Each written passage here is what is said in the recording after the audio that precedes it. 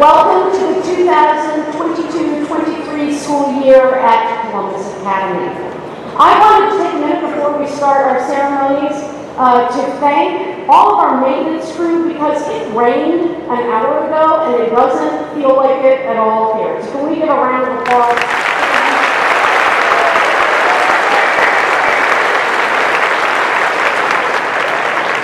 It's wonderful to have outside events, but it does take a lot of manpower.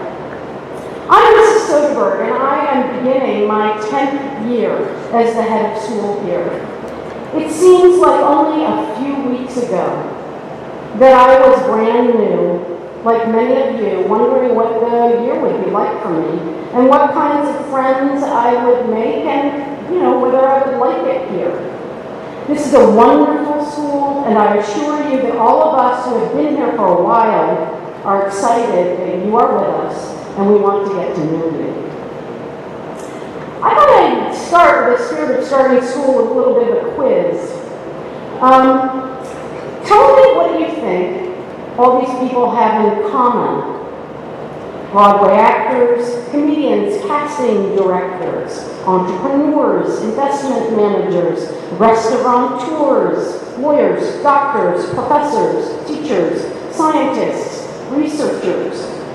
How about a buyer for Ralph Lauren, a creator of a sustainable clothing line, an executive producer for all of live Fox sports events, an organic farmer and cheesemonger, a world-renowned architectural photographer, an airline industry disruptor for passengers with disabilities, the technology director of the White House, an Ironman world champion who just happens to be a woman and it was at one point professional female triathlete of the year, the CEO of one of the world's leading biotech companies, the owner of Ohio's Franklin Glass Studio, whose work is featured in the senior hallway, the creator and owner of the nation's largest hiring and recruiting platform for Black, Latinx, and Native American candidates for jobs and internships.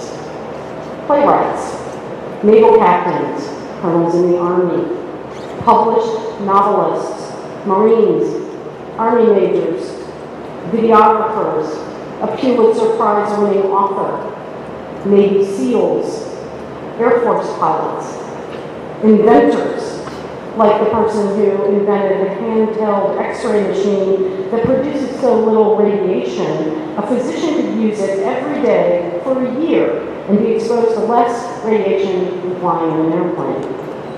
An award-winning illustrator, an award-winning painter, a nationally renowned sculptor. Now I know some of you, particularly in upper school, might be thinking, you were all taught by Mr. Exlon. They're close, but not quite. What they do all have in common is that, like you are today, they were once sitting among all other students at Columbus Academy, wondering how the year was going to be for them. They are graduates of this school that has been running for 112 years, and for 112 years has had excellent faculty, wonderful students, and a vibrant community. But here's the thing.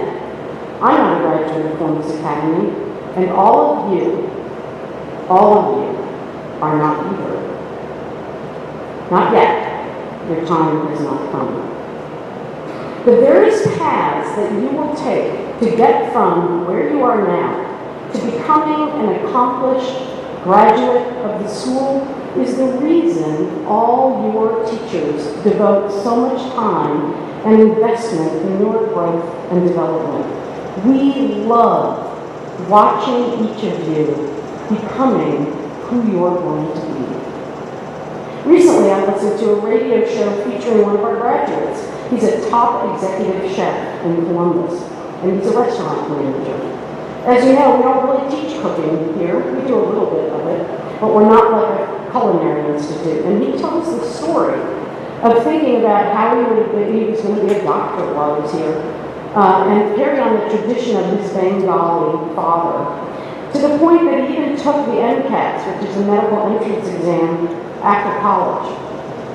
And then he started to devote all his time to his real love of cooking. How he went from loving the creation of Chinese food, which he describes as a staple in his home growing up, and seeing the joy that it brought to others because he was so good at it, to becoming a top chef of his own invented fusion cuisine in our region. It's really a story about transition and growth, and those are stories that most of the adults here are particularly interested in.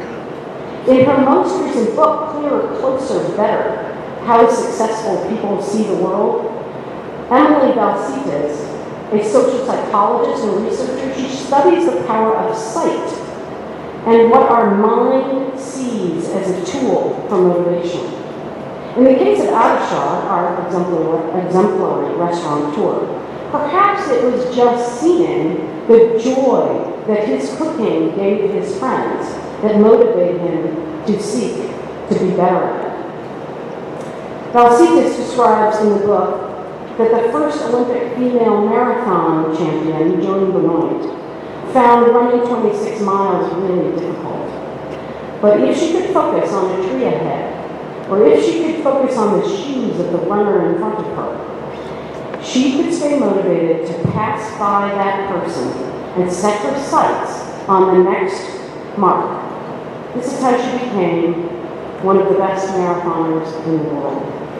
Each of you have the opportunity now and right now to visualize, to see in your mind what you would most like to achieve this year. It could be getting better at a musical instrument.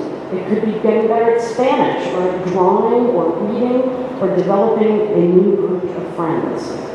You also have the opportunity to look around at the students in classes that are older than you and the faculty who teach you and picture what qualities of theirs you would like to emulate. None of the alumni I mentioned this morning knew exactly what they would do when they got out into the world, but each of them had the opportunity, like you do this year, to attend a school filled with possibilities. I hope you have a wonderful year exploring them. Thank you.